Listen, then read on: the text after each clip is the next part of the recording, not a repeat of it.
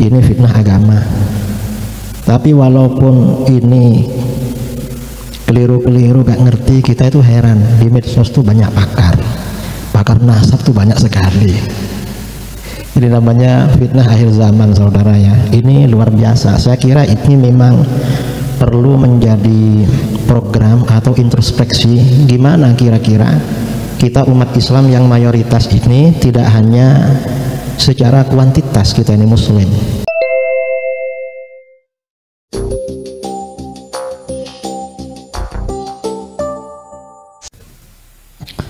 Assalamualaikum warahmatullahi wabarakatuh. Bismillahirrahmanirrahim. Alhamdulillahi rabbil alamin. Lahul hamdu wa lahul fadlu wa lahul thana'ul hasan. Asyhadu an la ilaha illallah wahdahu la syarika lah. Wa asyhadu anna sayyidana Muhammadan abduhu wa rasuluh. Allahumma shalli ala sayyidina Muhammadin al-fatih lima ughliq wal khatim lima sabaq nasrul haqq bil haqq wal hadi ila siratikal mustaqim wa ala alihi wa sahbihi haqqa qadrihi miqdarihi al-azim. Amma ba'du. Yang saya muliakan dan saya hormati as-sadatul asyraf wal ahbab, para habaib, pimpinan pusat, ketua umum pimpinan pusat Rabithah Alawiyah Al-Habib Taufik bin Abdul Qadir As-Segaf beserta jajarannya, juga Dewan Mustasyar,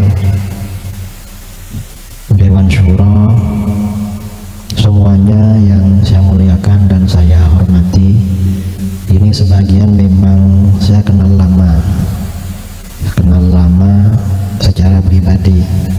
Habib Taufik, Profesor Muhammad Baharun, ini lama sekali kenal. Kemudian Habib Muhsin yang sering diinepi rumahnya. Dan semuanya yang hadir pada malam ini yang saya muliakan dan saya cintai. Sekarang ini memang umat Islam memasuki masa-masa balaya, cobaan, fitnah. Dan fitnah yang paling berat itu fitnah fitin, fitnah akidah. Dan selain fitnah akidah, fitnah syariah juga berat. Karena hasil survei Institut Ilmu Al-Quran tahun 2024, umat Islam di Indonesia yang buta Al-Quran sekitar 74%. Gak bisa baca Quran. Dan saya sering dapat curhat dari ustadz-ustadz, kiai-kiai yang punya pondok, santri baru yang daftar SMA dan SMP kebanyakan gak bisa baca Quran. Itu Quran gak bisa. Itu Quran. Kalau Quran gak bisa baca, kira-kira bacaan sholat bisa apa enggak? Kan gak bisa. Sebagian ustazah ya yang lapor pada saya, jamaah ibu-ibu belajar Al-Quran pada beliau, dites bacaan sholat, bacaannya keliru-keliru, dan mungkin bapak-bapaknya keliru-keliru.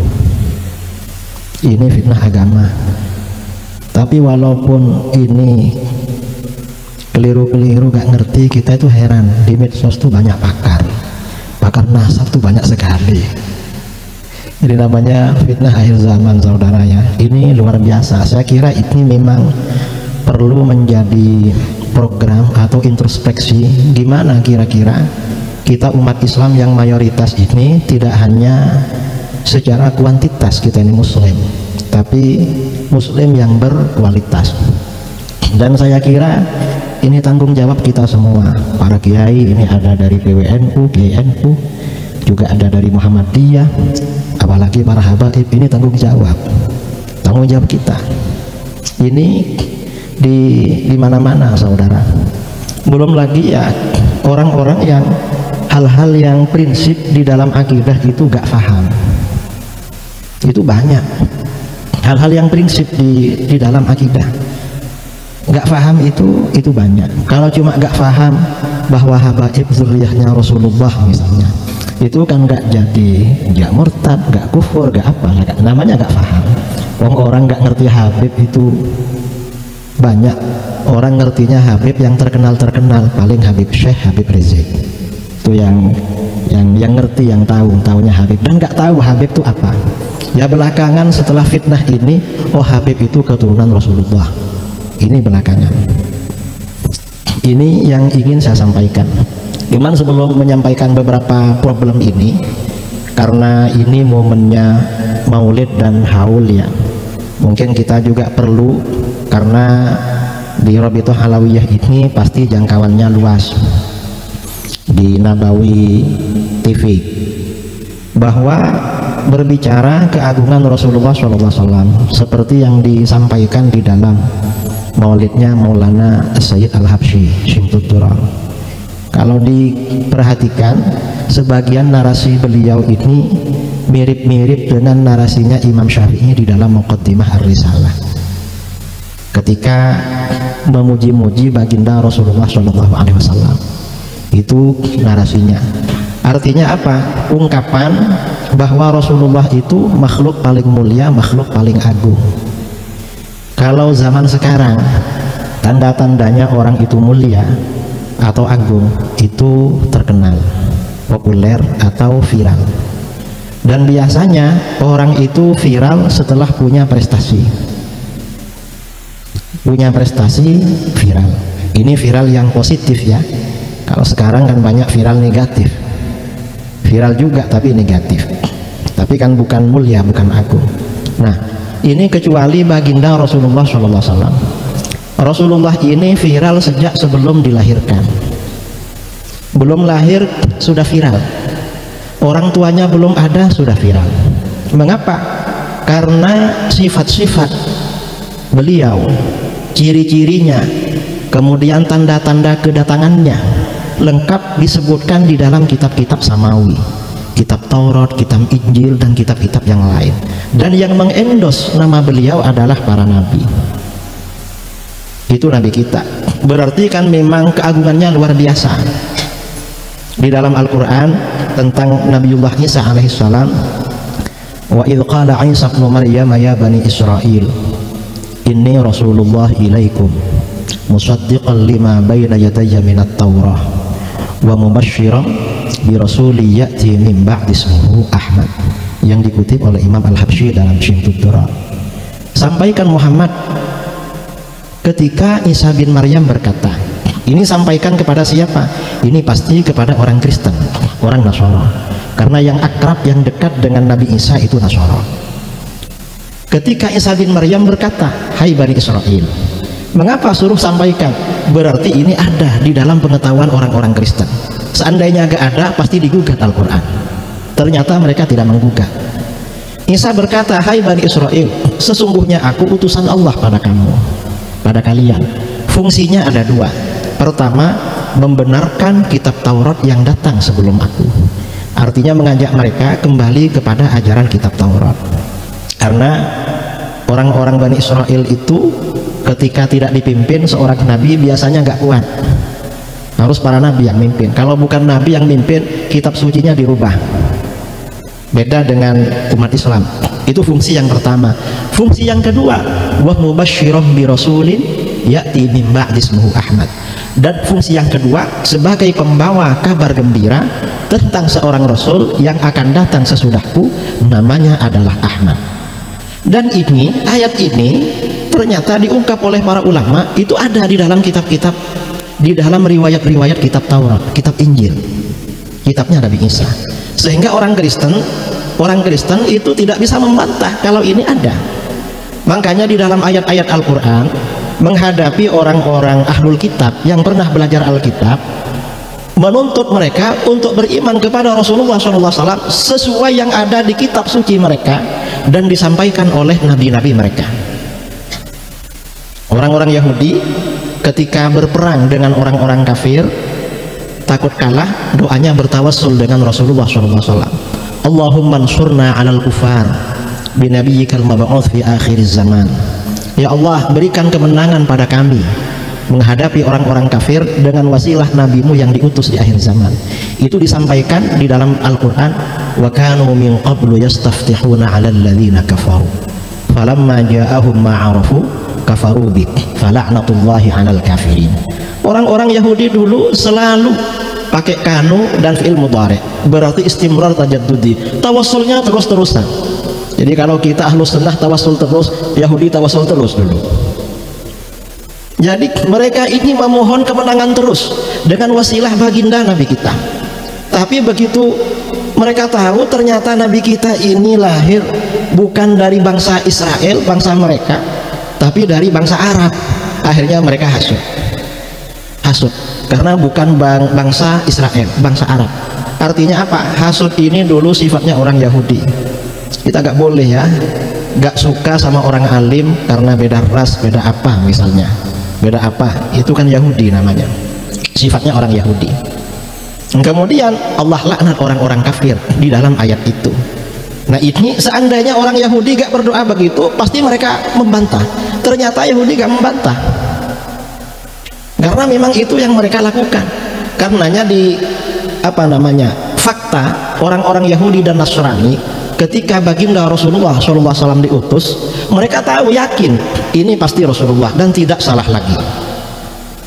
Kata Abdullah bin Salam ketika Rasulullah hijrah ke Madinah, injafalan nasu ilaih, orang-orang segera berdatangan. Abdullah bin Salam termasuk yang datang waktu itu. Ternyata apa? Ternyata kata Abdullah bin Salam, begitu aku melihat ini pasti Rasulullah, tidak salah lagi. Yakin kalau ini Rasulullah, lebih yakin daripada anak saya bahwa itu anak saya. Kalah meyakini Rasulullah daripada meyakini anaknya sendiri. Artinya apa? Ini luar biasa saudara. Kalau Nabi kita ini memang dikenal oleh penganut agama-agama para nabi sebelumnya.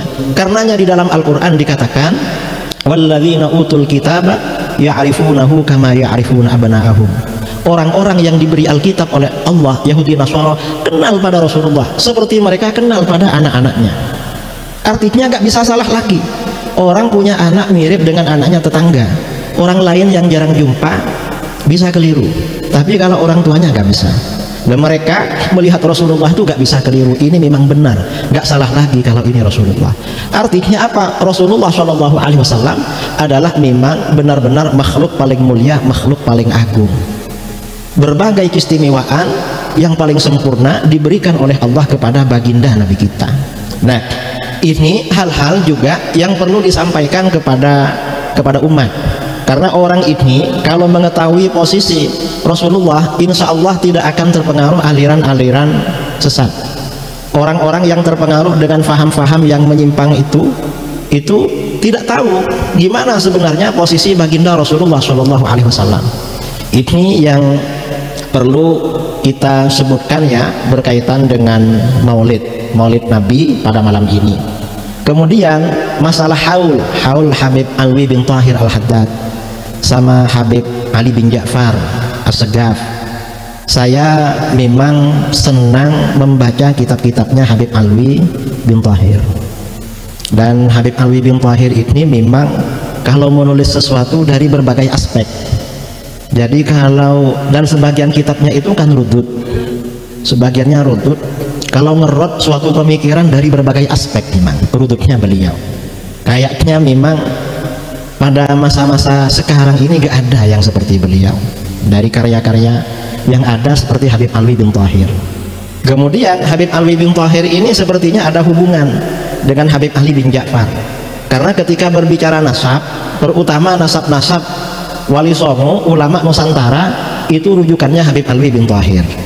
Rujukannya Habib Alwi bin Tahir itu justru Habib Ali bin Ja'far, itu rujukannya. Sepertinya beliau memang dekat ya pada waktu itu, teman dekat. Dan memang karya-karyanya memang sungguh luar biasa. Tulisan Habib Alwi bin Tahir menjadi rujukan ulama dunia pada masa sekarang. Nah, kemudian juga ya yang berkaitan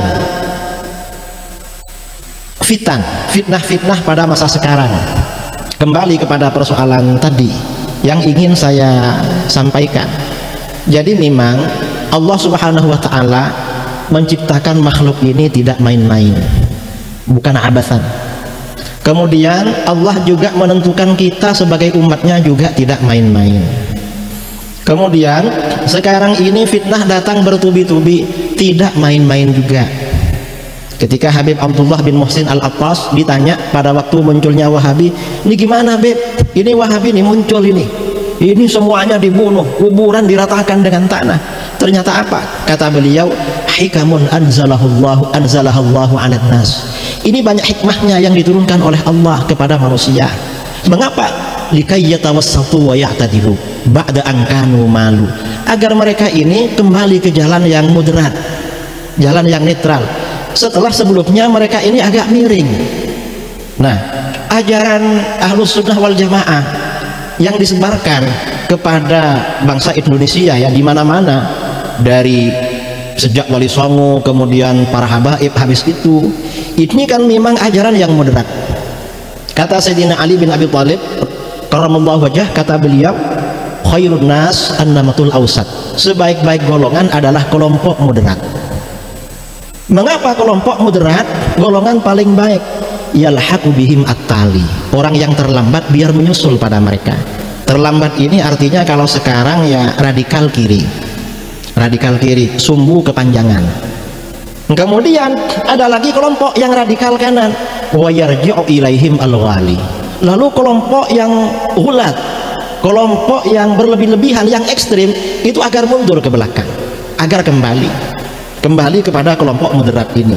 Nah, ini mungkin terjadinya fitan di akhir zaman ini ya, mungkin karena ada memang saudara-saudara kita ini sudah agak miring-miring, mungkin ada miring kanan, mungkin juga ada belok kiri, ada belok kanan. Ya, akhirnya ya ada fitan-fitan ini agar umat Islam itu sadar kembali kepada jalan yang netral, jalan yang moderat. Dan ini pasti banyak hikmahnya. Mungkin kalau misalnya ini hikmah saja ya, tapi nggak benar juga sebenarnya. Wahabi misalnya, seandainya nggak ada Wahabi, mungkin sebagian saudara kita berlebih-lebihan di dalam hal tabarruk, tawassul, walaupun itu sebenarnya masyruq. Cuma kadang-kadang orang-orang awam itu kan keliru-keliru dalam tabarruk dan tawassulnya itu. Dan sekarang memang saudara kita ini sudah banyak yang keliru di dalam bab tabarruk. 20 tahun yang lalu, 25 tahun yang lalu, kalau kita ziarah ke sebagian makam Wali Songo di Ampel misalnya, laki dan perempuan itu terpisah. Yang perempuan sebelah timur, laki-laki sebelah barat. Belakangan ini laki-laki dan perempuan ngumpul. Jadi kadang-kadang baca Quran sendirian, tiba-tiba dikerubungi perempuan sekarang ini. Dan ini ya memang para asatid, para habaib perlu bersuara. Memang ini benar, tapi jangan terlalu begitu.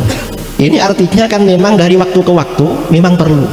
Kemudian lagi seperti misalnya dulu karena masa mutaakhirin ini hanya merujuk kepada kitab Mu'tabarah, sampai-sampai lupa mempelajari kitab-kitab hadis, mempelajari tafsir. Setelah muncul aliran-aliran Wahabi ini, para asatid sekarang banyak mengoleksi kitab-kitab hadis. Karena apa-apa yang menjadi ajaran Ahlus Sunnah harus dibela dengan itu. Nah, ini poin pertama yang ingin saya sampaikan. Kemudian ini ada beberapa poin ya yang saya catat terkait dengan PR kita pada masa-masa yang akan datang, yang pada masa-masa sekarang ini. Jadi bahwa amar ma'ruf dan nahi mungkar itu wajib kita lakukan, dan setiap orang yang mampu. Cuman amar ma'ruf nahi mungkar ini harus bijak, kemudian harus mau'izah hasanah, dan melalui siasat yang baik, yang terpuji. Karena kalau enggak, nanti akan ada benturan dari pihak lain dan akibatnya tidak bagus. Ini seperti yang disampaikan ya oleh sebagian habaib. Habib Salim Asy-Syatiri berkata, kata beliau, al-ilmu laisa fawqahu hikmah wala siyasah akhiruhu khosasah.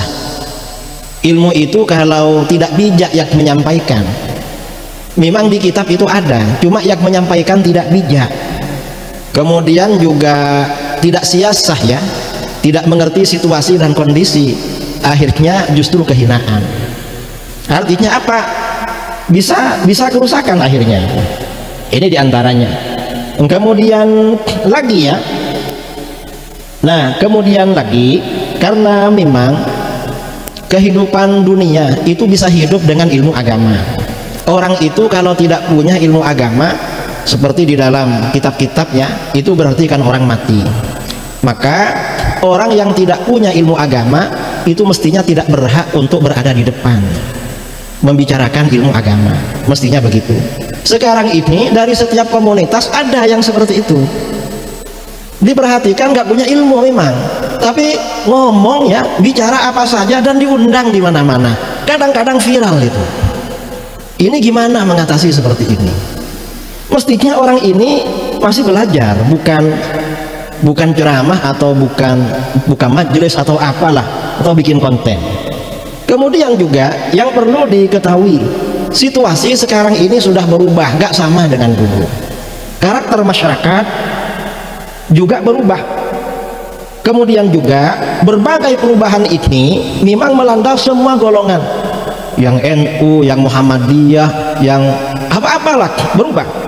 Dan perubahan yang paling luar biasa ya, perubahan yang paling parah ini banyaknya ulama-ulama kita yang wafat.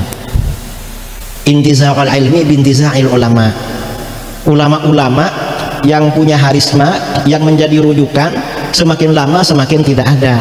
Memang pondok-pondok semakin banyak, pondoknya para kiai, pondoknya para habaib semakin banyak. Tapi hasil survei dari dulu, anak-anak pondok itu setelah pulang yang masih aktif dengan ilmunya rata-rata kan 5%. Rata-rata kata kiai-kiai 5%. Dan itu sejak masa ulama salaf. Ada ulama salaf ahli hadis, muridnya 4.000, dipuji-puji sama orang, Masya Allah antum ini khair, senang, nanti banyak yang meneruskan. Ini muridnya 4.000. Kata beliau apa? Nanti murid saya yang bisa melanjutkan saya 4 orang aja sudah bagus, kata. Nggak perlu 4.000, 4 orang aja sudah bagus. Ternyata memang muridnya yang melanjutkan itu cuma 4 orang, padahal jumlahnya 4.000. Nah, apalagi memang pada masa sekarang menyampaikan ilmu di pondok-pondok di mana-mana tambah susah.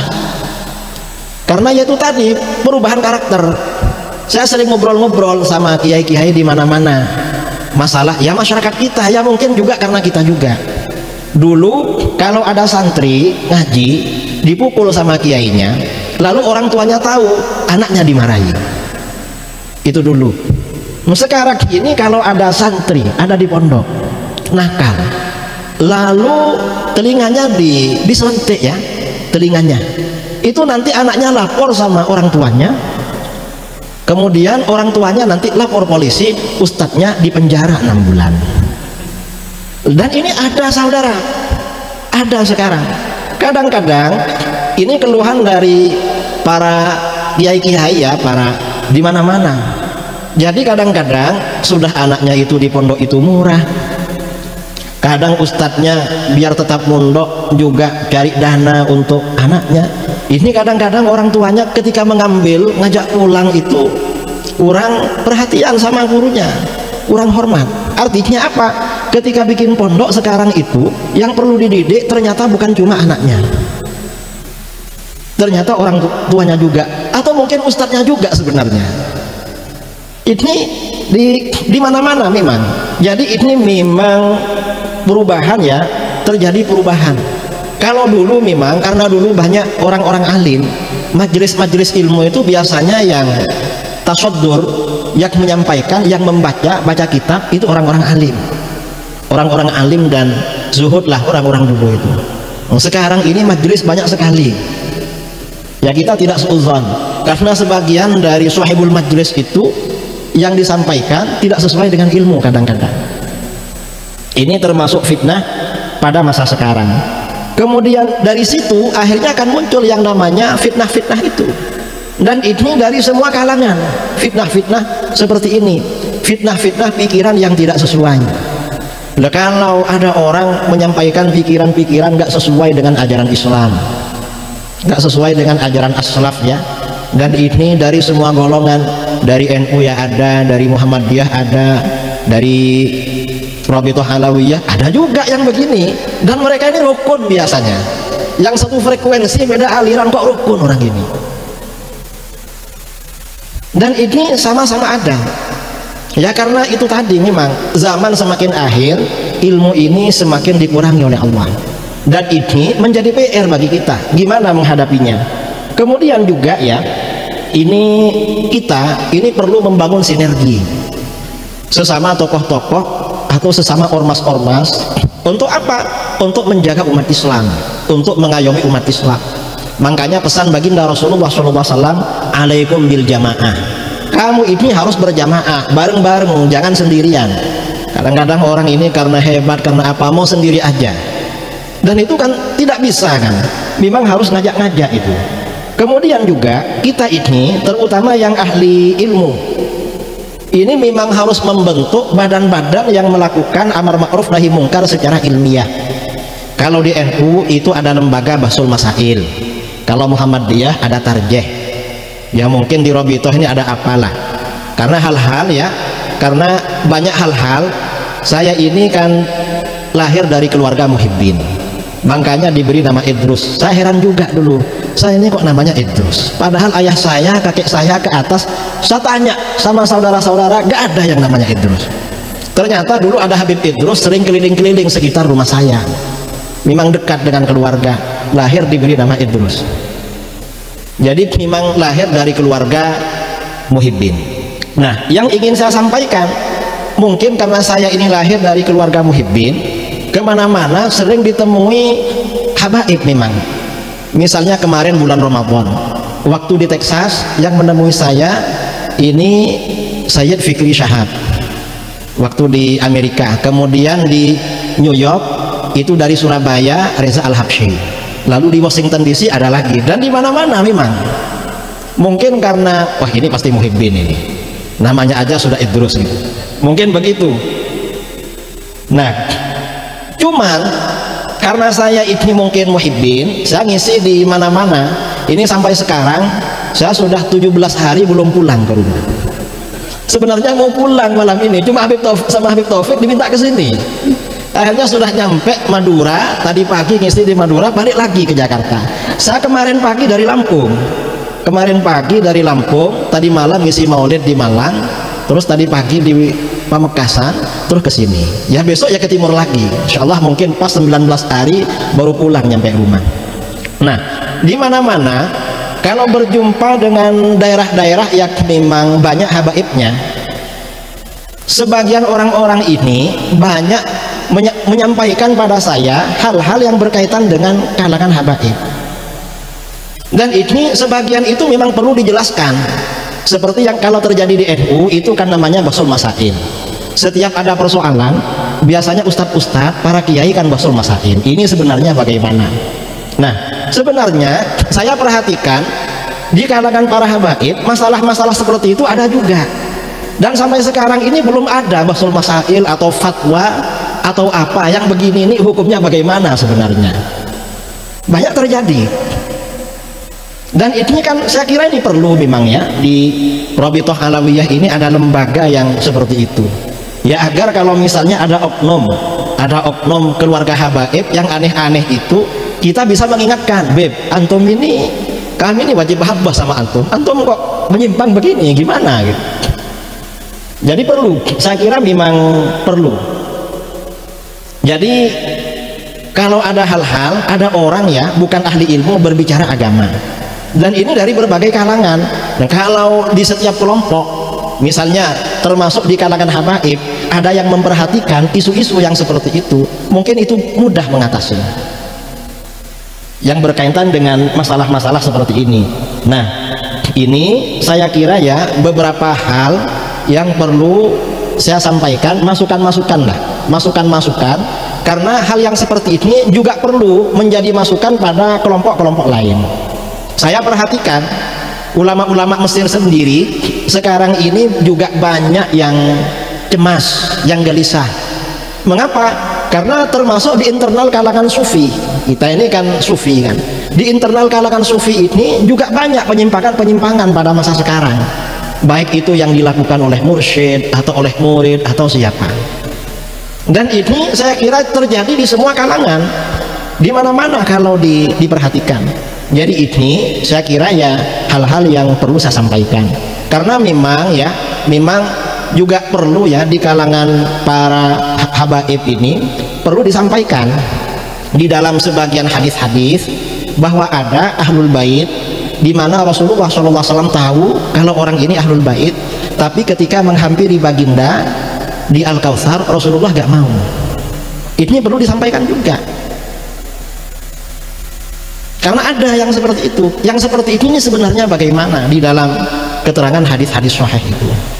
Mengapa? Ya biar inilah fitnah-fitnah yang terjadi seperti pada masa sekarang ini bisa cepat selesai. Tapi ya memang akhir zaman ya selesai, mungkin nanti pindah fitnah lagi. Dan fitnah ini hampir merata di mana-mana di Indonesia. Saya ceramah di mana-mana, ceramah maulid, gak nyinggung-nyinggung nasab, ditanya nasab sama orang. Saya gak mau ceramah nasab karena ini maulid, acaranya baginda Rasulullah SAW. Kita terangkan gimana sebenarnya cara kita beriman kepada Rasulullah, keagungan Rasulullah itu bagaimana, sifat wajib para nabi bagaimana, menyampaikan itu. Ceramah 1 jam gak nyinggung-nyinggung masalah lain. Setelah ada tanya jawab, selalu ada saja yang tanya soal nasab, padahal itu daerah pelosok. Saya pikir fitnah nasab ini cuma di Jakarta, karena di Jakarta ini Habib-habib selalu ramai demo, ramai apa begitu ya. Atau misalnya di Pasuruan ya, karena ketuanya Habib Taufik dari Pasuruan, atau di daerah Jawa lah. Ternyata pelosok-pelosok di luar Jawa juga menerima yang fitnah-fitnah seperti ini. Ini gimana? Saya kira memang perlu kebijaksanaan lah dari kita semuanya, terutama para pakar, para alim, untuk mengatasi hal ini. Dan ini ya perlu diatasi seterusnya. Setiap ada persoalan memang perlu ada jawaban secara syar'i. Secara syar'i sebenarnya bagaimana jawabannya. Dan itu para ulama-ulama kita kan sudah menyampaikan di dalam kitab-kitab tafsir, dalam syarah hadis, kitab-kitab fikih, kitab tasawuf, sudah menyampaikan semua, agar masyarakat sekarang ini tahu terhadap persoalan seperti ini. Dan sekarang ini beberapa hal yang harus kita agungkan diganggu semua. Contoh, mengagungkan Rasulullah SAW. Ada aliran-aliran yang ngomong melecehkan. Atau misalnya malaikat ini di dalam aqaid kan termasuk harus diagungkan, ini dilecehkan dan orang diam. Sampai ada orang ngomong, saya ini bisa panggil malaikat Jibril. Memangnya malaikat Jibril Pak Menteri yang bisa dipanggil kayak dulu? Kan enggak kan?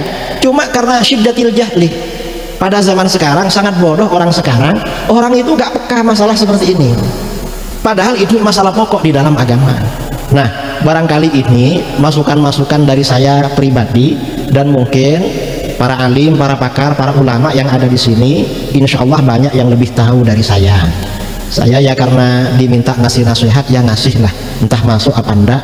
Kalau salah mohon maaf yang sebesar-besarnya. Wal afu minkum. Assalamualaikum warahmatullahi wabarakatuh.